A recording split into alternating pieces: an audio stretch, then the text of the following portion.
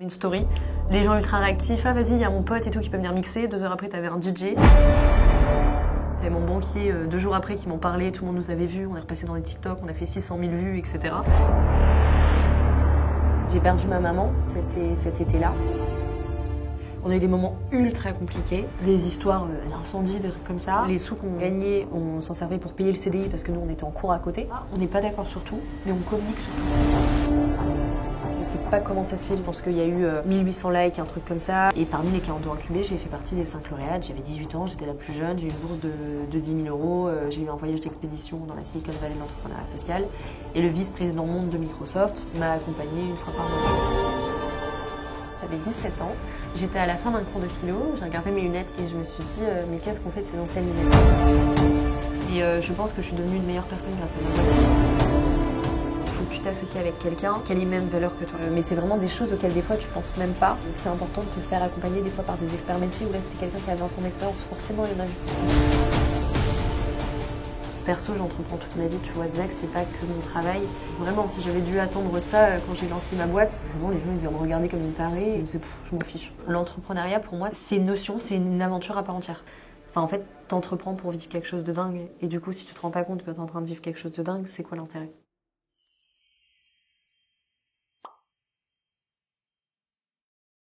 Hello Ophélie. Hello. Merci beaucoup de nous parler de ton expérience sur le podcast étudiant entrepreneur. Je t'en prie, ça me fait plaisir, ça peut servir avec grand plaisir. Merci. Tu nous reçois aujourd'hui dans la banque Société Générale où tu travailles. En fait, exactement, on est à Planète A. Donc en fait, c'est un incubateur qui a été créé notamment par cette banque-là et c'est un des lieux qu'on utilise pour travailler. On a aussi une boutique dans le Vieux-Lille, rue Basse, et au-dessus on a nos bureaux. Mais étant donné qu'il y a l'équipe et qu'on n'a qu'un espace partagé, ça aurait été compliqué d'enregistrer le podcast là-bas. Ok. Donc tu as fait une licence d'économie-finance à la Catholique de Lille. Oui, c'est ça. Ensuite, tu as fait un master spécialisé en commerce international à l'ISEG. Et tout juste diplômée. Ouais, j'ai été diplômée en novembre. J'ai fait la Cato, donc 3 ans d'économie-finance et je faisais aussi ma prépa grande école à côté. Sauf qu'en fait, c'est le moment où la boîte a commencé à grandir et j'ai voulu faire les parcours, peut-être qu'il y en a certains qui connaissent le GMAT, pour avoir les écoles, on va dire, après post-bac, etc., les masters à l'étranger. Et j'avais eu notamment des écoles à Londres et autres. Et en fait, c'est le moment où la boîte a commencé à grandir. Et je voulais pas arrêter mes études. Parce que du coup, j'étais diplômée avec Bac+3. Mais même si Zach, ça grandissait, je me disais, j'ai une génération, on va dire, au-dessus de moi qui me disait fais attention, on sait jamais, continue tes études. Et l'ISEG avait un diplôme où je pouvais à la fois valider aussi un parcours classique plus ce master spé en business international. Et le fait d'avoir business international en cours, je parlais anglais et j'avais mes amis où j'avais une autre vie. Et après, en parallèle, quand j'étais dans la boîte, je parlais français et j'avais ma vie très entrepreneuriale. Et du coup, j'ai eu mon diplôme, c'est ça, en novembre dernier officiellement, mais j'ai fini, il m'a dit ça va faire 2 ans qu'on a vraiment fini les cours, mais après tu sais, tu dois faire tes rendus, ton mémoire, etc. Donc en parallèle de tes études, tu as monté ZAC, c'est le recyclage et la réutilisation des montures de lunettes. Donc tu es dans un business d'économie circulaire. Ça fait maintenant 5 ans que tu as lancé ZAC, tu es à la tête d'une dizaine de personnes. Et tu es nommée cette année à Forbes 30 and 30. Bravo. Merci beaucoup. Comment tu vas ?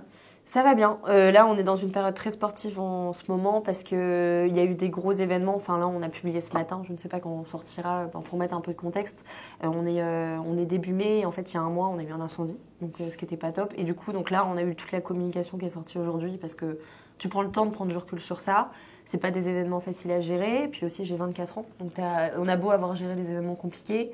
T'as pas encore le recul d'une personne de 50 ans, j'en ai tout à fait conscience. Toujours les imprévus. Voilà, toujours les imprévus. Là, c'est des gros imprévus, notamment quand ça fait un lien entre ta vie personnelle, parce que moi, c'était un hangar familial qui était à 10 mètres de la maison de mon père, donc voilà, je raconte un peu ma vie, et ta vie pro, parce que c'était mes lunettes qui étaient stockées, et du coup, quand t'as le côté médiatique qui vient dessus, c'est une autre chose à gérer. Donc ça, c'est un peu sportif, mais t'apprends à gérer. Et je pense juste qu'aujourd'hui, j'ai le contre-coup, parce que quand ça se passe, en fait, tu dis, bon, de toute façon, t'as mon activité, faut que j'avance, et comme en ce moment, je suis dans une mini période creuse, parce que tu vas avoir les ponts et tout, tu souffles un peu plus, tu as un petit peu moins d'équipe. Et du coup, en fait, c'est quand tu as des périodes creuses que des fois ça revient. Ça, c'est d'ailleurs un message à faire attention. Mais sinon, ça va bien parce que je suis entourée de bonnes personnes. Il commence à faire beau à Lille. J'ai un bon équilibre vie pro-perso. Et non, ça va. Je te propose de commencer par un petit vrai ou faux. Ok. Donc, Zach a dit vrai ou faux. Participer à Qui veut être mon associé permet de se développer complètement autrement. En fait, tu as 6 étapes de sélection. On est arrivé à la 5e, on n'était pas prêt. C'était il y a 3-4 ans, ce qui ne veut pas dire qu'on le fera peut-être pas un jour. Mais en fait, à l'époque, franchement, je pense même que ça aurait planté la boîte. Et du coup, je pense qu'effectivement, en vrai, ça ne l'aurait pas développé pareil parce qu'on ne serait pas là où on en était. Et en fait, je pense que comme tout, quand tu as un coup de projecteur aussi gros que ça, effectivement, c'est vrai que tu ne vas pas te développer pareil. Ok. Mais il faut être prêt. Ouais. Et je pense que nous, on n'aurait pas été prêts et ça aurait été trop compliqué de tenir derrière. Enfin, il faut être en capacité de tenir. Je fais un parallèle. Un jour, on est passé sur le JT de TF1. Le site a fait 10 000 connexions en 5 minutes. Si t'es pas prêt pour enchaîner derrière, c'est très complexe. Donc, qui veut être mon associé, il me semble que c'est encore plus important parce que tu as un focus pendant peut-être 10 à 20 minutes sur ta boîte, sur ton produit, etc. Si t'es pas prêt, je pense que ça peut être très complexe. Ok. Faut être fou pour ouvrir un magasin à côté de ses études. Oui, je pense que oui, il faut toujours un petit brin de folie, mais après, je vois pas ce qu'il y a de mal dans la folie. Je pense que ça te permet de vivre à fond, donc oui, vrai. Je ne peux pas réussir si je ne me plante pas. Ah, ça c'est vrai. Je pense que... Alors, pour aller plus loin, je pense qu'il faut savoir tirer des leçons de ces erreurs. Et l'année dernière, on parlait de Forbes tout à l'heure, j'étais invitée en tant que juste invitée, donc pas en tant que lauréate l'année dernière. Et il y avait une conférence sur Frédéric Mazella, tu sais, celui qui a lancé Blablacar. Et Enfin, on pourra en parler après, mais en fait, j'aime bien tous les ans tirer des conseils, me faire un petit peu un book de mes meilleurs conseils de l'année. Et lui, il m'a donné un conseil que j'avais déjà entendu, mais vraiment, il a mis des mots dessus. Dans le sens, c'était quand tu apprends tes erreurs, tu es en vitesse 1, et quand tu apprends des erreurs des autres, tu es en vitesse 2. Et en fait, je pense que si tu ne te plantes pas, et que tu prends pas le temps, au-delà de te planter, de tirer des conclusions, tu peux pas avancer. Et en fait, pour moi, c'est ultra important de se planter et t'avances que quand tu te plantes. Et quand t'es entrepreneur, plus tu te plantes, plus t'avances. Donc, t'as une notion à l'échec qui est très bizarre après. Mais en fait, moi, des fois, je remercie vraiment mes échecs. Et vraiment, j'ai la mentalité de me dire, plus je tombe bas, plus je vais remonter haut. Donc, en vrai, j'accueille les échecs, tu vois, les bides. Donc, voilà. C'est impossible de fonctionner sans budget. Ah ouais, carrément. Tout est vrai pour l'instant. La trésorerie, c'est le nerf de la guerre. Tu peux pas, même quand t'es une asso, tu peux pas fonctionner si t'as pas d'argent. Et faut pas croire que c'est parce que tu fais de l'impact que t'as pas besoin d'argent. C'est faux par contre. Être nommé Forbes, ça accélère tous les business. Alors ça accélère une retombée médiatique qui est dingue. Enfin, nous on a eu de la chance, je sais pas comment ça se fait, mais mon poste en particulier a ultra pris parce que mon école l'a repartagé. Je pense qu'il y a eu 1800 likes, un truc comme ça. Celui de Forbes lui-même a dû avoir 1006 et le mien il a dû faire 1000 likes. Donc ça c'est que les likes sur LinkedIn sans parler des impressions. Et là, je suis invitée pour l'instant à plein de trucs sur plein d'opportunités. Mais du coup, pour l'instant, je suis dans la phase de prise de rendez-vous et pas encore de retombée. Donc je pourrais te dire ça dans quelques semaines. Avoir un podcast est essentiel pour sa marque. Non, je le fais. Ça, c'est faux. Je pense que c'est un outil à part entière et qu'un podcast peut être une marque en lui-même. C'est pas le podcast peut être une marque. Enfin, ce que tu fais là, pour moi, c'est ta marque aussi. Et je pense pas que tu as une autre société à côté. Je pense que c'est celle-là à part entière. Et moi, je le fais plutôt parce que j'ai un podcast qui s'appelle Zacadi. Parce que c'est un plaisir, tu vois. Enfin, c'est vraiment... De toute façon, je pense qu'il faut faire les choses par plaisir. Donc non, ça c'est faux, c'est pas essentiel parce que ça peut être une identité à part entière.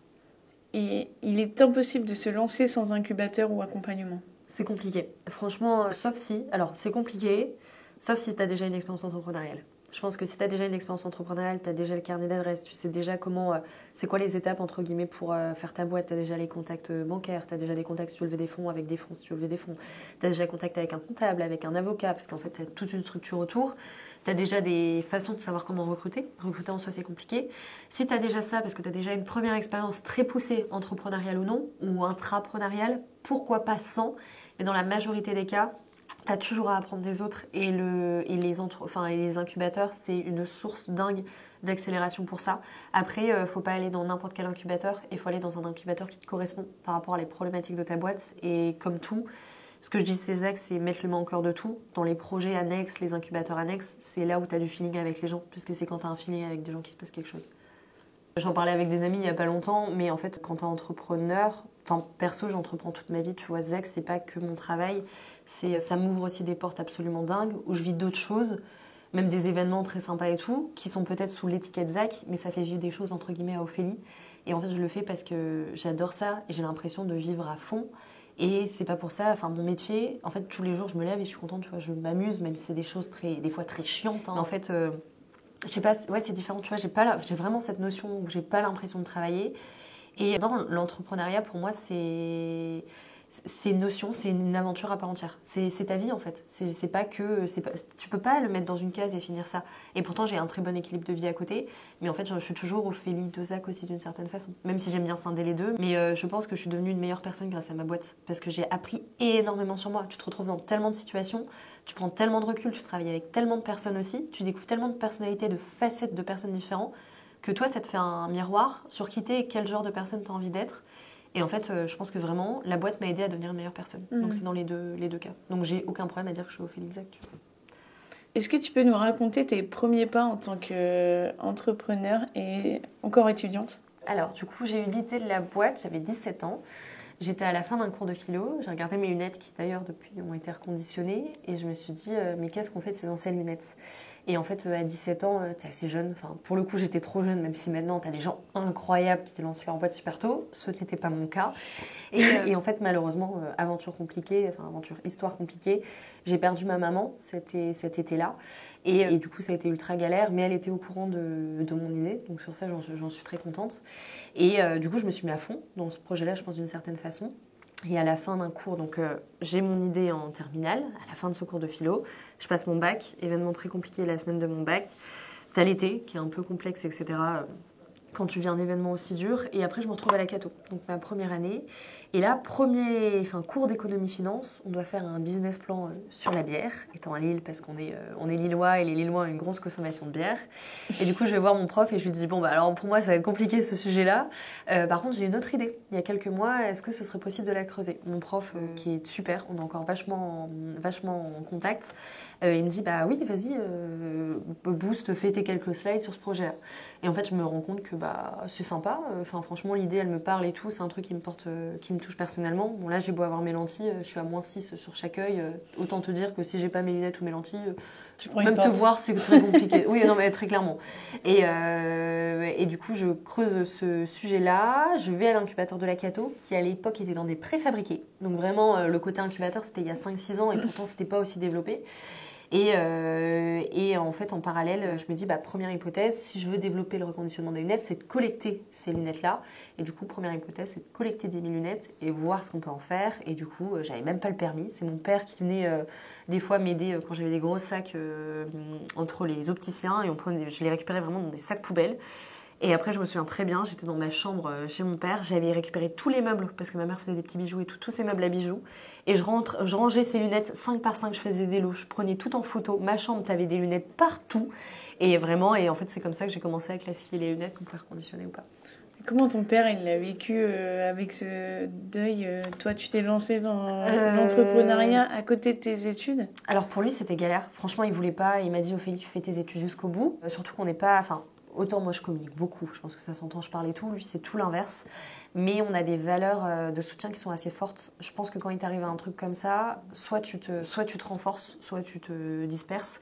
Et nous au début ça a été complexe parce que moi je pense aussi, mine de rien, t'as 17 ans, tu vois, t'es encore jeune, je sais pas si t'es peut-être encore en crise d'ado, des trucs comme ça. Mais en fait personnellement moi j'étais paumée, tu vois, ça m'est arrivé, j'avais 17 ans, j'avais pas de repères. Ma mère elle a été malade 10 ans, donc ça a été aussi très, très compliqué.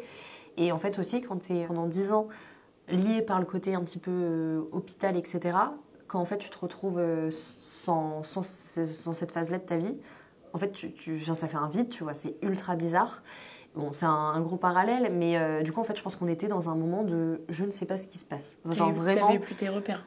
Non, mais c'est même pas ça, c'est en fait, t'as été dans un état de stress pendant des années, parce que moi, je savais pas d'un mois à l'autre si ma mère, elle allait être encore là, ce qui, mine de rien, tu deviens très résilient. Enfin, il y a des moments que j'ai gérés dans ma vie perso que je vais pas forcément raconter ici, mais où ça a été vraiment l'horreur, et en fait, quand il t'arrive des trucs aussi durs, où tu dois gérer des trucs qui sont liés à ton histoire perso, tellement durs, qu'après, le côté entrepreneuriat, etc., ça te devient beaucoup plus facile, entre guillemets. Et du coup, je pense que même toutes les histoires compliquées, t'as toujours des choses, même sur tes ressentis perso, qui sont forts. Donc mon père, en fait, je pense qu'il me laissait faire mes trucs, parce que lui, il était dans un moment où il fallait qu'il fasse son deuil perso. Donc il m'a dit, Ophélie, tu continues tes études. Au début, j'avais pas trop de soutien, et je me souviens que c'était des sujets d'ailleurs un peu complexes entre nous, mais je peux comprendre que quand t'as ta fille qui a, du coup, j'avais plutôt 18 ans à la Cato, qui a 18 ans, mine de rien, maintenant, quand je vois ma sœur, elle a que 22 ans, j'ai l'impression qu'elle est toute jeune, bon, j'en ai que 24, mais, quand je voyais ma sœur qui avait 18 ans et dans ma tête c'était encore une enfant, je peux comprendre du point de vue de mon père que tu dis, mais ma fille, qu'est-ce qu'elle fait? Surtout qu'elle est en train de faire prépa, licence, société, qu'est-ce qu'elle fout? Et après, par chance, il y a eu des...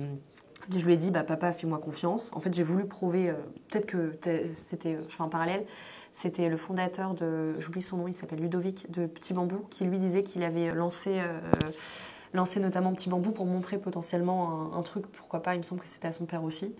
Et je pense qu'au début, tu avais de ça aussi, montrer que, en fait, tu as été peut-être l'identité. J'ai pas eu vraiment, enfin, c'est pas que j'ai pas eu d'identité, mais pendant 10 ans de ma vie, l'identité était fortement centrée autour de ma maman malade. Et du coup, c'était le truc de me dire, bah regarde, en fait, j'ai des bons trucs à l'école et tout, mais je peux faire des trucs aussi. Je pense qu'on a tous une phase où on cherche. Et moi, c'était à mes 18 ans, et j'avais besoin de me dire, qu'est-ce que je suis capable de faire, moi, en tant qu'Ophélie. Et du coup, j'ai lancé la société, mon père m'a un peu laissé faire, et dans les trucs positifs qu'il y a eu, j'ai notamment été... lauréate d'un concours qui s'appelle Live for Good. Il me semble qu'on était 350 participants. On s'est retrouvés 42 incubés. Et parmi les 42 incubés, j'ai fait partie des 5 lauréates. J'avais 18 ans, j'étais la plus jeune. J'ai eu une bourse de 10 000 euros. J'ai eu un voyage d'expédition dans la Silicon Valley de l'entrepreneuriat social. Et le vice-président monde de Microsoft m'a accompagnée une fois par mois, tu vois. Et j'avais 18 ans. Et suite à ça, au Féliculo, j'ai été voir la Cato et je leur ai dit, bon, bah écoutez, je m'en sors bien en faisant les deux. Est-ce que c'est possible d'aller plus loin? Et la Cato m'a remis une bourse. Et en fait, je pense que quand j'ai dit à mon père, bah, regarde, je suis capable, et petit à petit, en fait, il m'a dit, enfin, mon père communique pas, mais en fait, il me laissait faire. Et il me soutenait, tu vois, il commençait à venir faire le tour. On avait bossé avec des banques, avec sa voiture, vraiment, il avait loué une camionnette avec ses copains. Et on allait sur Paris, passer d'agence en agence, déposer les grandes boîtes ZAC à l'époque. Et c'était sa manière à lui de me dire, bon, bah, au début, je suis dans le vide, je sais pas ce qui se passe. Ma fille, je suis pas encore capable de te soutenir totalement parce que je suis en période de deuil, mais regarde, je suis présent. Et je pense que ça, j'interprète mon père, mais je pense que ça s'est fait comme ça. Est-ce qu'à l'époque, quand tu déposais tes boîtes dans les banques et tout ça, tu savais où t'allais, tu savais à peu près... Enfin, ton père, il disait, on va en faire quoi? Est-ce que tu savais lui répondre? Je pense que... Alors, je pense qu'il y a un truc qui peut faire aussi un lien avec mon côté binôme entrepreneurial.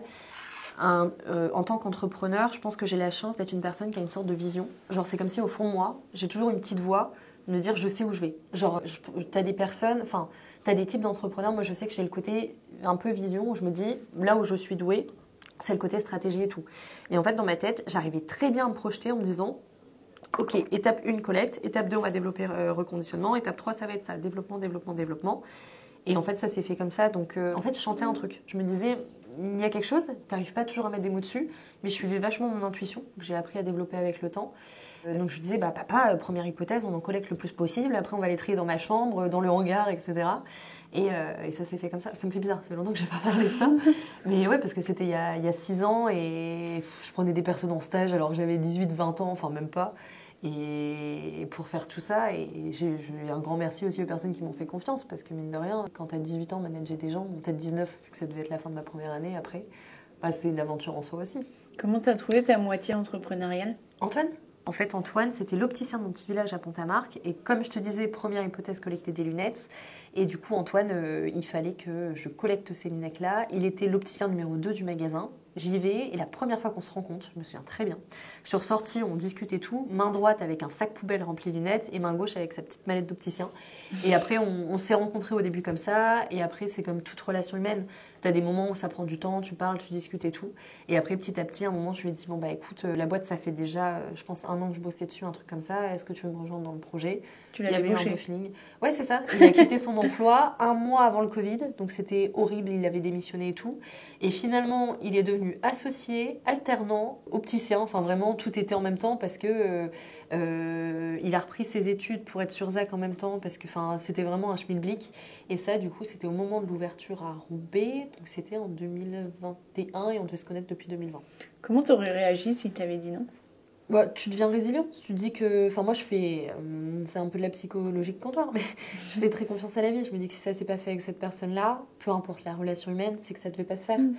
Et l'avenir me prouve, et l'avenir et le temps actuel, que Antoine est la bonne personne avec qui entreprendre parce que on a eu des moments ultra compliqués, très franchement, que ce soit des histoires de trésor, des histoires aussi RH. des histoires d'incendie, des trucs comme ça. On n'est pas d'accord sur tout, mais on communique sur tout. Et on se connaît très bien tous les deux et on sait comment on fonctionne et on n'a aucun ego à deux, enfin même en général. Quand tu manages des gens, objectivement, j'ai l'impression que tu fais toujours passer les autres avant toi et ce qui me va très bien.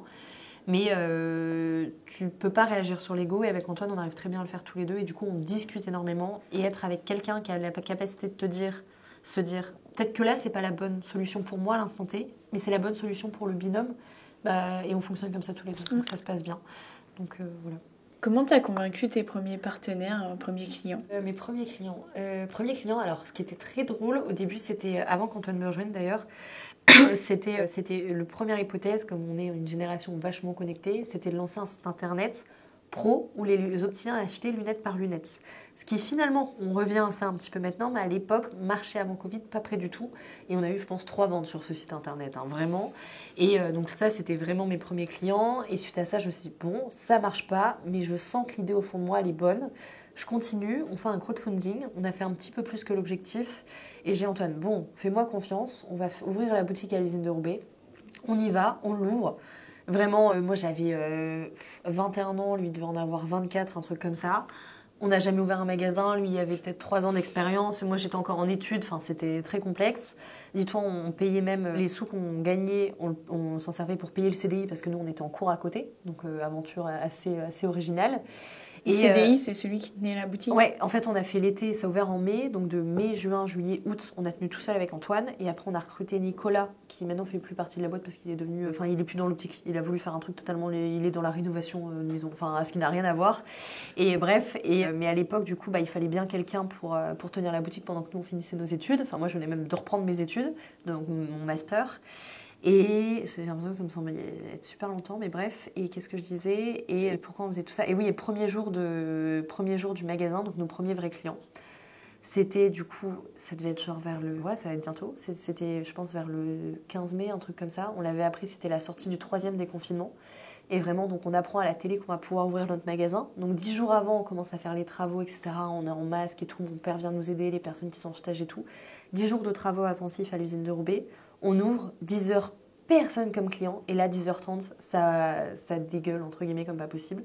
Et première journée à l'usine de Roubaix, ce qui est incroyable, je crois qu'on a fait à peu près 3 000 € de chiffre d'affaires. Ce qui était pas mal pour l'usine. Et après, du coup, ça s'est développé comme ça. En fait, il y a beaucoup de gens qui avaient entendu parler de nous par la com, qui venaient pour nous là-bas. Donc, on était un lieu de destination. Et par contre, au bout de 6 mois, on se rend compte que 60% de notre clientèle est lilloise.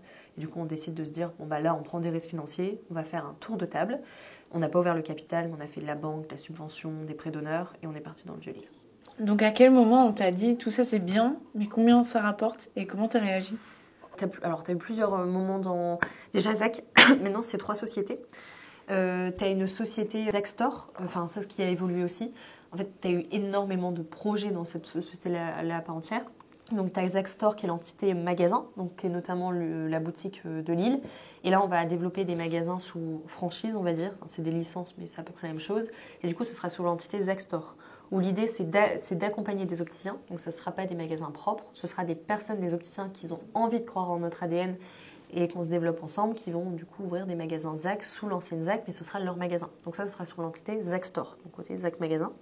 Et en parallèle, tu as l'identité Zach Collection, qui est des corners de seconde main de lunettes, comme maintenant tu peux avoir dans le textile des espaces de seconde main. Maintenant, on fait la même chose en optique lunetterie.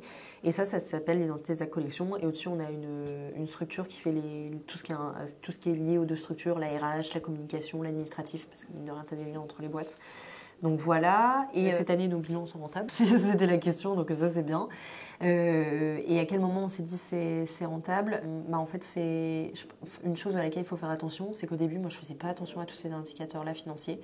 Ça fait vraiment que depuis 1 an, ce qui est pas bien, mais en fait je pense que j'étais jeune aussi, qu'on a des vrais outils de pilotage où je trace ma trésor chaque semaine, où j'ai quelqu'un qui s'occupe de ça en interne, où tu fais attention à tout, tu connais tes marges, tu connais quel produit marche le mieux, etc. Il faut aussi l'intégrer aux équipes.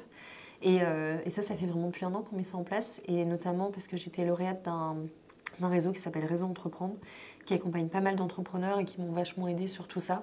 Parce que toi, comme je disais, du coup, j'avais 22-23 ans quand j'étais lauréate de réseau. Et en fait, t'as pas ce recul-là. T'as beau avoir fait de la finance et tout, concrètement, je dois regarder quoi comme outil de pilotage, ça veut dire quoi concrètement sur mon compte, ma trésor et tout, ça veut dire quoi? Et comme tu as des décaissements différés, etc., tu te rends pas compte. Et du coup, ça, c'est vraiment important de l'avoir en tête. Donc, ça fait vraiment les dimensions rentabilité. Ça fait 1 an et cette année, on est rentable. Si c'est ça la question, je pense que ça répondra à ta question. Du coup, c'est le banquier ou c'est le comptable qui t'a dit, OK, maintenant, là, il faut tracer... C'est Réseau Entreprendre, c'est externe. Là, c'est l'accompagnement. Donc, pendant 4 ans, tu étais sans... En fait, si, je me souviens très bien. J'ai des moments, notamment quand ça, j'ai un souvenir. On faisait mon premier comptable, parce que j'ai changé depuis, on faisait mes bilans. Il m'expliquait, j'étais sur un tréteau dans le magasin de Lille, et je me faisais une visio avec, parce qu'on devait être vu qu'on était en mai, on devait envoyer tout, etc., on va dire pour les instances de bilan. Désolée, au greffe, voilà. Et du coup, on devait envoyer nos bilans, et en fait, je ne comprenais tellement rien qui me faisait ça, je faisais oui, ok, et puis je me souvenais que j'avais eu des chiffres, des dépenses, donc j'essayais de justifier comme ça, mais je comprenais pas, tu vois, tout ce qui était EBE, etc., mais mon résultat net et tout. Et j'avais vite fait des notions, je pigeais 2-3 trucs parce que ça me revenait des souvenirs de cours, mais je savais pas tout expliquer, tout relier et tout. Et en fait, c'est quand tu mets les mains dedans que tu comprends. Et du coup, si j'avais mon comptable, etc., qui m'aidait, mais tout comprendre et tout internaliser, ça fait que depuis 1 an et demi. Ok. Et c'est la meilleure chose qui soit arrivée, tu sais, quand tu sais vraiment gérer ta trésor, tu t'es expliqué que tu sais tel mois tu vas avoir autant d'argent sur ton compte et que tu dois faire attention ce mois-ci, etc. Et tu sais anticiper, c'est la meilleure chose à faire, franchement. Ton moment le plus dur? Fortement lié à la trésor. Je me souviendrai très bien, on était en octobre du coup 2021, on avait ouvert en mai 2021 à l'usine. J'avais du coup, on était à 5, donc il y avait Antoine, Nicolas CDI, Chloé qui est toujours dans la société, qui était ma alternante de communication, et Jade qui était une opticienne, parce qu'il faut un certain temps pour tenir, opticienne en formation, et moi. Donc on était 5 personnes, période d'examen, donc là j'étais à IESEG, je venais de reprendre mes études, on a fait 1 600 € de chiffre d'affaires, TTC, je devais payer 5 personnes, je devais payer un loyer, et là tu dis, qu'est-ce qui se passe ? On n'a jamais fait un mois aussi catastrophique. Maintenant, on fait des mois beaucoup mieux.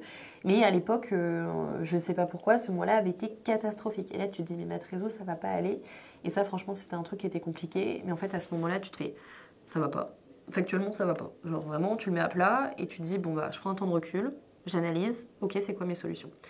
Et après, du coup, tu te dis, financièrement, qu'est-ce que je peux faire ? Tu regardes ta trésor, tu regardes tes clients qui vont te payer, après, tu t'en sors. Mais sur le coup, quand tu vois vraiment que tu as fait ça comme chiffre d'affaires sur le mois, tu te fais fou, ça pue. Qui t'a aidé sur le moment ? J'ai beaucoup discuté avec Antoine, mais à l'époque, j'avais pas de ouf.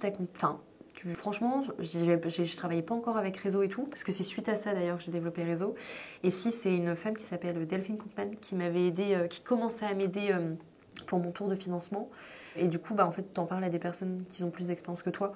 Donc après, je pense qu'en vrai, de ma vision personnelle, quand tu as du soutien moral, tu peux tout faire. Et en fait, moi, c'est ce que j'avais besoin. Et j'en ai parlé à mon père aussi, qui est, comme je disais, pas le plus communicant, mais le fait d'avoir un soutien et de te dire, tu vas y aller, ça va aller, c'était bien. Et en fait, après, ça a été, tu vois. Donc, mais c'est mon fonctionnement. Enfin, du moment où entre guillemets, Après, maintenant, je sais me l'apporter toute seule. Mais à l'époque, j'étais jeune et puis j'avais mes études aussi à côté. Mais du moment où tu as ton soutien moral, je pense que tu peux faire énormément de choses. Ok. Et ta meilleure anecdote ? Moi, ça va être très bizarre, mais les soirées ZAC. Enfin, c'est vraiment les moments qu'on a en équipe. On en a encore une, parce que j'en ai plein, mais on en a encore une mardi dernier. En fait, c'est des moments simples. Enfin, on a fait un loup-garou, tu vois. C'est pas incroyable. Après, je pense que je pourrais t'en sortir plein, mais en fait, c'est des moments humains. L'inauguration du magasin aussi, il y a 2 ans, en fait, j'avais réuni, entre guillemets, toutes les personnes que j'aime, genre avec qui j'ai de l'affection, niveau pro, niveau perso et tout. Et te dire, tu réunis toutes des personnes qui sont là et que c'est de la bienveillance et ils sont heureux qu'on réussisse et c'est grâce à eux aussi que tu es là. En fait, juste merci. Et franchement, c'est un des moments qui m'a le plus touchée. Et encore, parce que je suis une personne qui aime bien vivre, la braderie de Lille, pareil, t'as une effervescence d'humain, entre guillemets, et t'as des gens qui sont heureux, on met un DJ, etc. au-dessus du magasin. Et ça, d'ailleurs, c'était très drôle. J'avais mis une story sur mon compte perso et j'ai dit, on cherche un... Je me dis, mais attends, on a tout le bâtiment, il faut qu'on fasse un truc, on peut mettre un truc. Je mets une story, les gens ultra réactifs, ah vas-y, il y a mon pote et tout qui peut venir mixer. 2 heures après, t'avais un DJ. Le matin, là, on est dans la banque, t'avais mon banquier, 2 jours après, qui m'en parlait, tout le monde nous avait vus, on est repassé dans les TikTok, on a fait 600 000 vues, etc. Génial. Mais tu vois, c'est des moments humains, c'était juste... on fait des choses simples, on vendait des lunettes, très concrètement, là, on n'était pas opticien. Bon, après, t'as d'autres gens qui sont venus faire des dossiers optiques. On était avec des gens qui étaient contents, qui avaient entendu parler de nous, et qui découvraient la marque comme ça. Et en fait, t'avais juste trop de bienveillance. Et après, non, c'est les moments en équipe, franchement. Et puis même, là, je pense aussi à des moments chez Alterios. On travaille avec des personnes en situation de handicap et d'insertion. Ah. Et en fait, c'est ces moments avec ces personnes-là aussi quand, en fait, tu te rends compte vraiment, j'allais dire du bonheur, mais ils sont trop contents en fait de bosser sur des lunettes.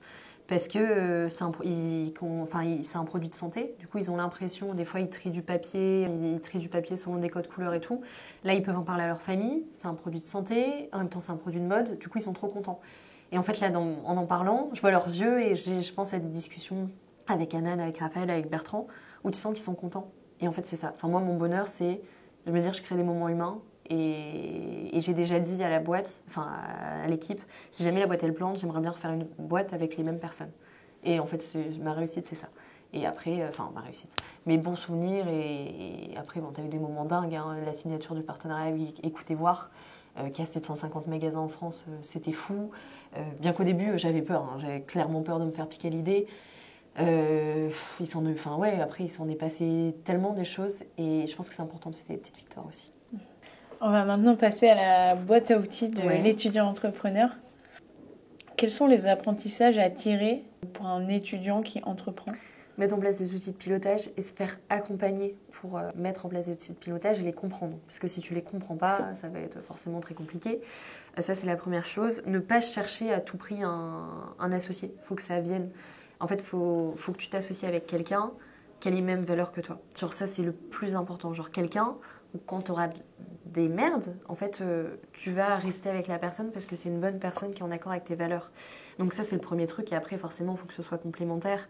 Mais je pense que j'ai l'impression, dans la vie de mon expérience perso, que tout s'apprend. Genre vraiment, mis à part forcément médecine, finance, des choses, avec des années, tu peux. Mais quand tu es dans l'entrepreneuriat, t'apprends toi-même. Et du coup, c'est important d'être complémentaire, mais quelqu'un qui a les mêmes valeurs que toi, c'est le plus important. Donc trésorerie, apprendre et fêter les petites victoires aussi. Je pense vraiment... en fait, t'entreprends pour vivre quelque chose de dingue. Et du coup, si tu te rends pas compte que t'es en train de vivre quelque chose de dingue, c'est quoi l'intérêt ? Est-ce que tu peux nous faire une masterclass sur le recyclage ? Ouais, ton sujet. Alors ça va être sur le reconditionnement, du coup, parce que c'est vraiment notre sujet. Ça va être très focus lunettes. En fait, ce qui se passe en France, il y a 100 millions de lunettes qui restent au fond de nos tiroirs. Et en fait, qu'est-ce qu'on en fait de ces lunettes majoritairement ? On les laisse des années, on les accumule, on rechange et on n'en fait rien. Et ce qui se passe, tous les ans, on continue, tous les 2 ans, d'aller changer nos montures de lunettes alors qu'on en a encore et qu'elles sont souvent en très bon état. Et maintenant, on peut développer le reconditionnement des lunettes et le développer de façon locale. Et du coup, c'est important de les collecter partout en France, de les reconditionner et de les remettre sur le marché. Une monture reconditionnée, ça tient aussi longtemps qu'une monture neuve. Elle est garantie 2 ans aussi. Et elle est aussi robuste parce qu'il y a de plus en plus de choses qui se mettent en place. Et d'ailleurs, au-delà des produits de santé, il y a plein d'autres marchés qui vont y venir. Au-delà des produits de l'optique, il y a des fauteuils roulants qu'on peut acheter en reconditionné parce qu'on ne se rend pas compte, mais ça coûte très cher. Il y a certaines personnes qui ont du coup ces handicaps-là et qui en plus ont des problèmes d'accessibilité financière. Les béquilles aussi. Pourquoi on continue quand tu te caches la jambe alors que tu en as encore dans ta cave, tu dois aller en chercher d'autres. Et en fait, il y a vraiment un vrai marché du reconditionné dans la santé qui est en train de se mettre en place. Et en fait, c'est important de se dire pourquoi je continue de surconsommer quand mes produits sont déjà en très bon état. Visuellement, ça se voit pas que ton produit est reconditionné. Là, si tu avais ta monture ou etc., on ne peut pas voir quand elle est reconditionnée. Tu vois pas la différence. En fait, souvent, c'est des blocages mentaux où tu te dis oh non, je peux pas. En fait, t'as pas de différence. Et même des fois, au contraire, comme les vêtements neufs, hein, j'en parlais pour avoir fait des podcasts, des fois, il vaut mieux laver 15 fois tes vêtements que tu viens d'acheter neufs que des vêtements qui ont déjà été portés. C'est la même chose dans l'optique. Aussi des gisements en association. Tu as certaines associations qui collectent des lunettes, tu n'as que 10% qui sont vraiment remis sur le marché pour différentes raisons, pour des raisons personnelles, pour des raisons économiques aussi, où finalement ils envoient les matières premières dans d'autres pays pour récupérer la matière recyclée. Et en fait, quand tu penses donner, ou des fois c'est juste stocké, en fait, il n'y a pas forcément de seconde main derrière. Et en fait, c'est important Maintenant, on a un accès à la formation qui est assez dingue, mais vraiment de se dire de ne pas faire l'autruche. Parce que moi, c'est un truc qui m'énerve. On est une génération qui se bipolarise vachement, où tu as des gens, ils ont les infos, mais ils vont faire exprès. Désolé, ils vont faire exprès de se mettre des œillères. Et tu peux pas. Tu peux pas te dire... tu peux pas te dire je sais ce qui se passe mais je m'en fiche, je vais continuer de consommer comme ça. En fait, les gens doivent faire preuve d'un peu plus d'humanité et c'est pas parce que ça te touche pas perso que ça touchera pas ton voisin. Et pense si toi t'étais dans des conditions affreuses d'exploitation, enfin bref, donc là je divague un peu, mais il faut vraiment faire attention à pas se mettre des œillères et se rendre compte des choses sans tomber dans une éco-anxiété. Et du coup, comment un étudiant peut savoir si son idée est bonne ? Comment tu peux savoir si son idée... En parler. Ça, c'est un truc... faut en parler à des personnes qui sont plus expérimentées que toi. Et en fait, tu le sens dans les yeux des gens. Si les gens font « Ah ouais !» Et un truc, moi, qui m'a vachement marqué, c'est quand les gens ils me disent « Bah, ça n'a pas été fait avant. » Et ça, je trouve que c'était le meilleur indicateur. Quand on me dit, bah attends, ça n'existe pas ton truc? Bah non, ça n'existe pas. Et si on me dit ça, franchement, c'est que c'est une très bonne idée, je pense. Pourquoi un étudiant doit faire face à l'erreur, pivoter et recommencer un nouveau projet? Parce que t'apprends beaucoup et comme je te disais, il faut tirer des leçons. Des fois, tu peux avoir plusieurs projets dans un projet. Le projet A deviendra le projet Z, mais ce sera toujours dans le même alphabet, si tu veux, d'une certaine façon. Il faut retravailler sa perception de l'échec. C'est pas un échec, enfin, t'as toute ta vie devant toi, il va t'en arriver des merdes. Il faut juste te dire, bon bah, ouais, c'est là, la montagne, elle est compliquée à monter, mais c'est pas grave, c'est juste un apprentissage. Et vraiment, partir avec cette mentalité que plus c'est dur, vraiment, par expérience, plus t'arrives des choses incroyables après. Et développer cette vision-là, se dire, bon bah, là c'est dur, à l'instant T, oui, mais d'une certaine façon, j'accueille le compliqué, parce que ça va être mieux après, mais ça va être mieux si tu mets des choses en place. Faut pas croire que ça va arriver comme ça. Non, il faut se dire, bon bah, factuellement, il y a quelque chose de compliqué, 2 choses à faire. Là, je prends du recul, j'essaie de ne pas me mettre dans l'émotion, etc. Je prends du recul, je souffle, comment je peux le faire pour le gérer vraiment de la meilleure façon possible. Donc plan A, plan B, plan C. Tu mets vraiment à plat si tu n'arrives pas à leur donner dans ta tête par écrit. Première chose, tu fais ça dans l'action, et après, quelques semaines après, tu en tires des conclusions. Ok. Parce que ce serait bête de refaire les mêmes erreurs. Donc, qu'est-ce que tu conseillerais à un étudiant pour négocier un partenariat, par exemple? Te faire accompagner. Parce que dans la même chose que ce qu'on disait, c'est apprendre des erreurs des autres. Et du coup, moi, il y a des... Notamment quand on a négocié le partenariat avec l'enseigne Écoutez Voir, je me suis fait accompagner par un ancien directeur d'une grande enseigne qui, lui, avait l'habitude de ça. Il me dit, mais Ophélie, fais comme ça. Et moi, j'étais, mais non, mais enfin, je peux pas parler de ça et tout. Il me dit, mais si, vas-y, ça se passe comme ça. Et du coup, alors que toi, tu n'aurais même pas pensé à ça. Et du coup, c'est vraiment ça. Bon, c'est de la négo pure, okay. Donc je peux pas parler on va dire des clauses de mon contrat. Mais c'est vraiment des choses auxquelles des fois tu penses même pas que c'est important de te faire accompagner des fois par des experts métiers. Où là, c'était quelqu'un qui a 20 ans d'expérience, forcément, il en a vu plus que moi. Et il faut te dire, bah non, tu connais pas tout, c'est normal. Tu as 24 ans, tu as 20 ans, même quand on aura 30 ans ou je sais pas quoi. C'est normal. Et du coup, ouais, on parlait. Et les gens, je trouve, après, peut-être que je suis dans un super environnement, mais majoritairement, les gens sont ultra bienveillants. Les gens, c'est des humains comme toi et moi qui ont juste envie d'apprendre, d'avancer, etc. Quels sont les points les plus importants à prendre en compte si un étudiant veut se lancer dans l'économie circulaire? La rentabilité. Vraiment, c'est... Là, je lisais un article, je pense, cette semaine ou la semaine dernière, Vinted, ça fait que maintenant que c'est rentable, tu vois. Et te dire, donc ouais, c'est important de partir sur ça. La rentabilité, ça ne veut pas dire aller chercher des fonds tout de suite. Faire une boîte où le business model il est rentable et que tu as besoin potentiellement d'aller chercher des fonds, des gros fonds, on va dire, quand tu veux développer et t'accélérer. Il ne faut pas courir après la levée de fonds à tout prix. Tu as des business models, il ne faut pas. Et même moi, je suis très contente de ne pas avoir ouvert mon capital avant. Donc la rentabilité, mais pas à tout prix. Enfin, dans le sens, prendre des notions de rentabilité et à quel moment mon business model va être rentable. Bien communiquer dès le début. En fait, le plus important, c'est... Enfin, j'ai l'impression maintenant que même les gens nous suivent aussi beaucoup pour des histoires humaines. En fait, les gens, ils ont aussi tendance à s'attacher à des gens. Donc, communication et transparence. J'ai des souvenirs avec des journalistes où ils disaient « Ah, mais c'est bien chez vous, on peut tout montrer. On peut montrer de la collecte, hors conditionnement et tout, il n'y a rien à cacher. » Et ça, je pense que c'est important. Et après, parce que j'ai un espoir dans la génération actuelle, c'est de ne pas négliger l'économique ni le social au niveau de l'environnemental, que les trois soient ensemble. C'est pas parce que tu fais de l'environnemental que tu dois pas faire du social. En fait, pour moi, les sociétés de demain, c'est des sociétés qui vont savoir rejoindre les trois parties. Et le dernier conseil, c'est forcément te faire, trouver les bonnes personnes avec qui travailler et le faire parce que tu as des valeurs et des trucs avec eux. Parce que sinon, l'aventure, elle en voudrait. C'est une aventure humaine. Donc, il faut vraiment que toi, tu t'éclates là-dedans et tu t'éclates souvent avec des personnes et des moments avec des gens. Je rigole pas avec mes lunettes, quoi. C'est comme ça. Comment un étudiant peut anticiper les imprévus? Tu peux pas les anticiper. Tu peux te préparer aux imprévus. Moi, un truc que j'ai une boîte à outils, tu vois, En fait, je pense qu'être un bon entrepreneur, c'est être un, entre guillemets, comme je dis, c'est comme, des fois je dis, être un bon manager, c'est être un bon humain. Enfin, c'est très cliché ce que je dis, mais dans le sens... si tu es une bonne personne et que tu fais pas de la merde, normalement tu vas pas faire la même chose quand tu es un manager. J'espère que les gens ne se sentent pas comme ça en deux. Mais c'est être capable d'avoir... Donc moi j'ai ma boîte à outils. Tu vois, quand je sais que j'ai des moments compliqués, par exemple je suis une personne très insomniaque, quand je commence à faire des insomnies, c'est que ça va pas dans ma vie. Et c'est trop compliqué et que je commence à gérer trop... En fait, je gère très bien la pression, et moi ça ressort la nuit, et c'est le petit jeu, quoi. Et du coup, quand c'est comme ça, je sais que j'ai ma boîte à outils. Et du coup, en amont, j'anticipe je sais que je dois faire du sport autant de fois par semaine pour que je sois bien. Et du coup, j'anticipe, je sais que je dois sortir ou voir du monde autant de fois par semaine à peu près. Je sais que j'ai une psy aussi, donc la santé mentale, faut pas le négliger. Et en fait, j'ai ma boîte à outils où vraiment, je fais tout ça pour aller bien. Et si je le fais pas, bah ouais, ça va bugger.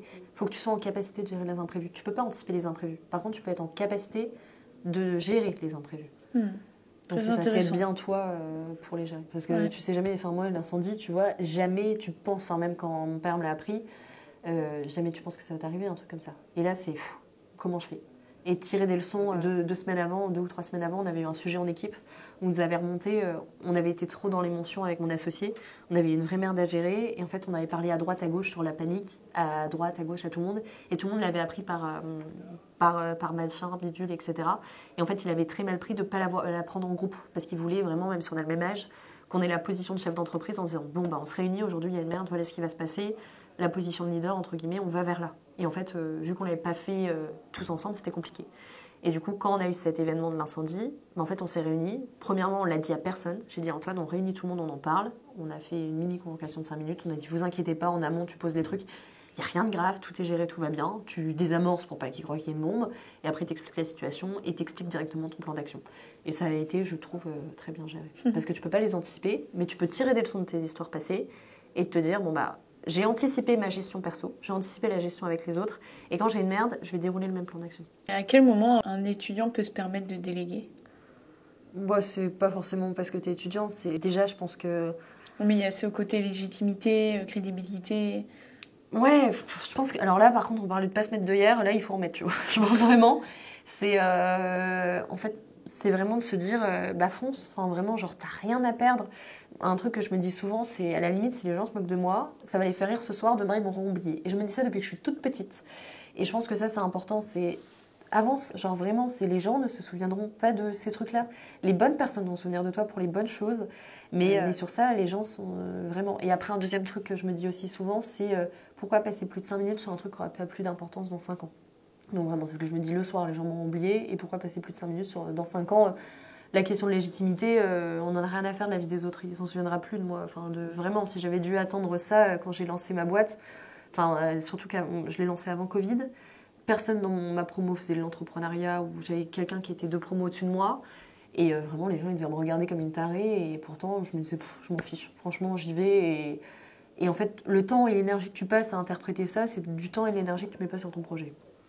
Je m'appelle Ophélie Van Bremersch, j'ai 24 ans, je suis la fondatrice de ZAC. ZAC, c'est l'entreprise qui développe l'optique reconditionnée en France. Je ne sais pas si vous êtes au courant, c'est peut-être d'ailleurs votre cas. En France, il y a plus de 100 millions de lunettes au fond de nos tiroirs. Chez ZAC, on va les collecter partout en France. On a à peu près 1000 lieux de collecte. Ensuite, on va les reconditionner pour leur donner une seconde vie. Donc, on va tout changer et on va enlever les verres. C'est une question qu'on nous pose très souvent. Donc, on les collecte, on les reconditionne et une fois qu'elles sont comme neuves, on les remet sur le marché. Donc, soit chez nos opticiens partenaires, soit dans notre boutique ou alors aussi sur notre site internet. Pour l'idée, c'est de leur donner une seconde vie. Collecte, reconditionnement et remise sur le marché. Donc, voilà ce qu'on fait chez ZAC. Si j'avais un conseil à donner, ce serait de faire attention à sa rentabilité et à comment on trace sa rentabilité. Les outils de trésor, on n'y pense pas quand on lance sa société et pourtant c'est ultra important. Et franchement, c'est le conseil que j'aurais aimé me donner il y a 3-4 ans parce que j'aurais peut-être pu anticiper certaines choses et ne pas me retrouver dans des situations aussi compliquées. Parce qu'en fait, s'il n'y a plus d'argent, il n'y a plus de société et on a beau faire l'impact, on a beau être le plus engagé du monde ou être jeune, c'est des notions malheureusement auxquelles on ne peut pas échapper. Et ça va être un accélérateur. Et quand on a de l'argent, on peut faire des choses super. Et il ne faut pas que le mot argent soit un tabou. Donc voilà, donc vraiment faites confiance à votre rentabilité et à tracer avec des outils de pilotage cette rentabilité.